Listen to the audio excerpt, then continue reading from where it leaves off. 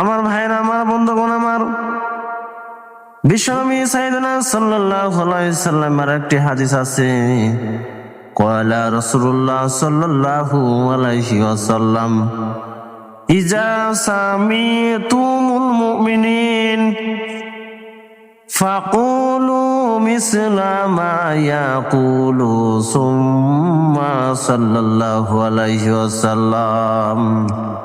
বিশ্বনবী বলেছেন, যারা কিনা বিনা উজুরে এক ওয়াক্ত নামাজ কাজা করলো, অর্থাৎ যারা ইচ্ছাকৃত ভাবে নামাজ ছেড়ে দিবে, সে কাফের হয়ে যাবে।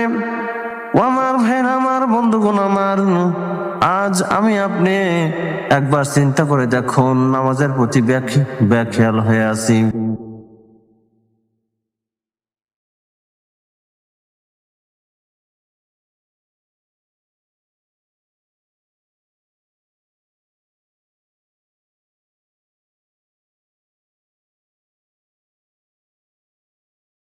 কত মানুষ বসে আছে, আজান হচ্ছে, নামাজ পড়ে না। বিভিন্ন বাজারে, বিভিন্ন সিনেমা হলে নামাজের ওয়াক্ত পার হয়ে যাইতেছে, তারা নামাজ পড়ে না, অথচ নবীর উম্মত হিসাবে দাবি করে। আমার ভাইরা, আমার বন্ধুগণ, আমার